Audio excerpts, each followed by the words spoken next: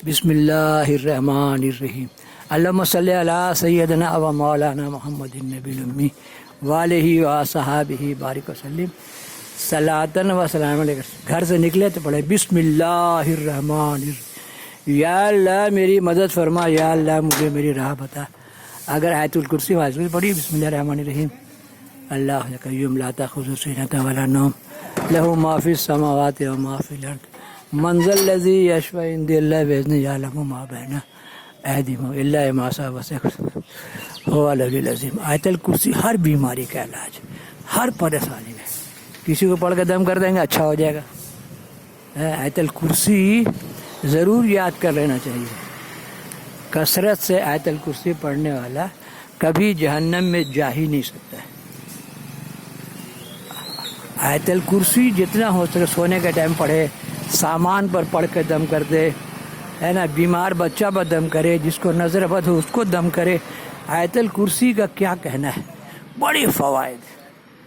کبھی وہ کتاب مل جائے گی، ایک لائن سے ڈال دیں گے، بازار جائے آیت الکرسی پڑھیے۔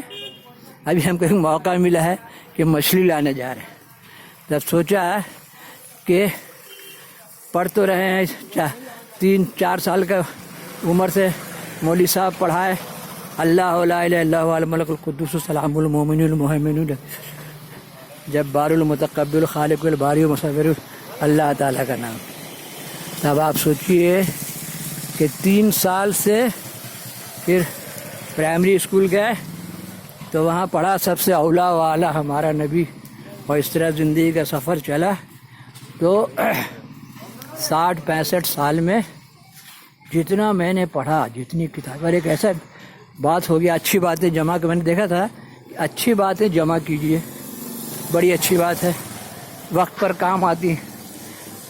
اچھی باتیں میں نے بہت جمع کیا ہوا، اتنا جمع کیا ہے کہ میرا بیوی بچہ سب پریشان کہ میرا مرنے کے بعد اس کا کیا ہوگا۔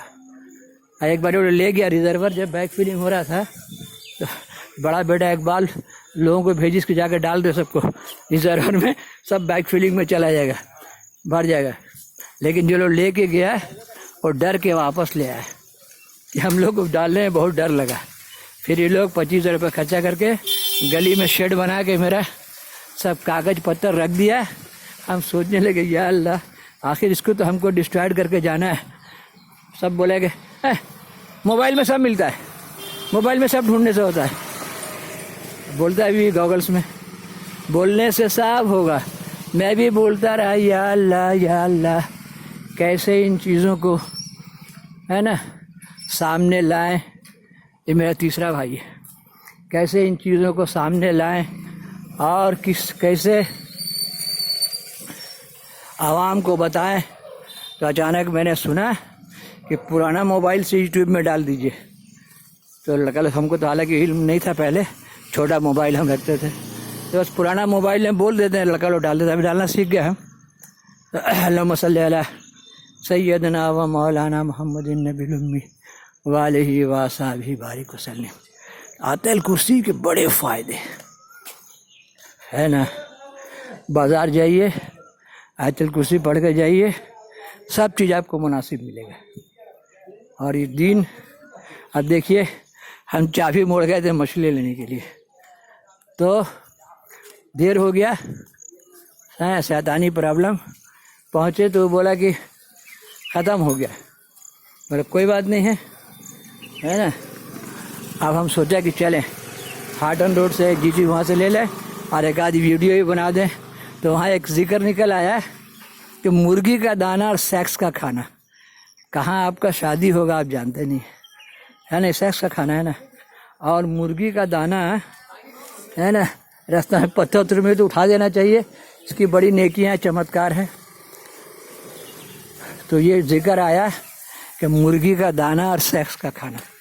تو ایک پیر صاحب تھے، دسترخوان بچھا ہوا ہے، سب لوگ کھانا کھا رہے ہیں۔ جب دسترخوان اٹھایا گیا تو اس پر دانہ گرا ہوا تھا۔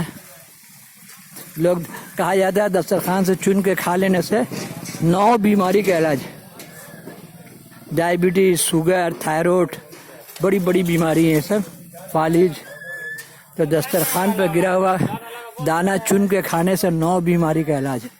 کیونکہ انسان کے گھمنڈ کو بھی توڑتا ہے. آدمی زیادہ نیچے کہا حدیث شریف میں ہے کہ اگر کھانا نیچے گر جائے تو اس کو اٹھا کے پوچھ کے کھا لو. تب آپ سوچئے ہے نا. تو بولا بھیا میرا نصیب کا مچھلی کا ٹکڑا جہاں کا ہوگا وہیں ہم کو ملے گا.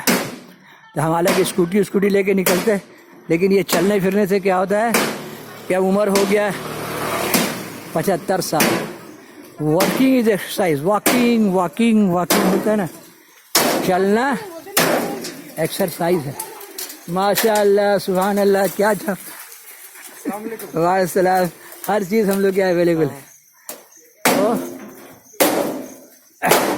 ہم نے سوچا اسکوٹی لیں گے اور چلیں گے پیدل، تو ٹائم بھی نہیں ہے آدمی کو. میرا پاس 65 سال کا بات یوٹیوب میں ڈالنا ہے. تو ہم نے یہ 4K سید نعیم الدین چلتے پھرتے اپنی باتیں ڈال دیں. تو دسترخوان بچھا، کھانا کھایا گیا، دسترخوان اٹھا، اس پہ ایک دانہ. پیر صاحب بولے کہ یہ دانہ فلاں گاؤں میں ایک مرغی ہے اس کا ہے. نکچڑا مرید اٹھا کے کھا گیا. سرکار لوگ کا بہت سا نکچڑا مرید لوگ ہوتا ہے نا، جس سے سرکار لوگ کا پاور معلوم ہوتا ہے. اور یہ اولیاء اللہ کی جماعت کیا ہے معلوم نہیں. میں اولیاء اللہ نمبر ڈال رہا ہوں. میرا چینل ہے سید ہے نا. بولتے علی اولی اوس غوث کیا ہوتا ہے؟ تو غوث تو چور کو ولی بنا دیتے ہے نا. تو وہ کھا گیا. کھانے کے بعد اس کو ناک میں ایک نسوڑی کی طرح ہوا. کسی نے کہا فلاں گاؤں میں حکیم صاحب ہے وہاں جاؤ. تو گئے تو حکیم صاحب نے اس کو دوا لگایا تو اس کو چھینک آیا. تو اکثر چھینک سے نا حلق سے دانہ وغیرہ نکل جاتا ہے. تو اس کا دانہ نکل گیا اور وہ سامنے مرغی گھوم رہی تھی تو مرغی کھا گئی. اسی لیے بولتا ہے نا قرآن، کون کہاں جائے گا، کیا کھائے گا، کہاں مرے گا، کہاں بسے گا، کوئی نہیں جانتا ہے نا. جہد پہم فاتح عالم. سر پھول وہ چڑھا جو چمن سے نکل گیا، عزت اسے ملی جو وطن سے نکل گیا. تو سیکس کا کھانا اب مرغی کا دانہ. شادی کہاں ہوگی، جورو کہاں ملے گی معلوم نہیں، اور روزی کہاں ملے گا یہ معلوم نہیں. تو مرغی تو کھا گئی. جب مرید واپس آیا، پیر صاحب لوگ ایسا ہے صبح شام دسترخوان بچھ رہا ہے، کھلاتے پلاتے ہیں، دین کی بات بتاتے ہیں. یہ سب بات بھی میں نے خانقاہوں سے سنا ہوا ہے. تو کھلاتے ہیں پلاتے ہیں اور دین کی بات بتاتے ہیں. تو پیر صاحب بولے کہ مرغی کو دانہ پہنچا کے آ گئے. تو آپ سوچیے کہ پیر والوں کے پاس موکل ہوتا ہے، نوری ہوتے ہیں، خضر السلام ہوتے ہیں، اور ان کو باتیں بتائی جاتی ہیں. اولیاء اللہ کی کرامتیں بڑی مشہور ہے. شاہ عالم نے ٹوٹا ہوا تیر سے خلجی سلطان کو جتا دیا. محمود غزنوی پیر کا جوتا لے کے دعا کی سومنات فتح ہو گیا، وغیرہ وغیرہ.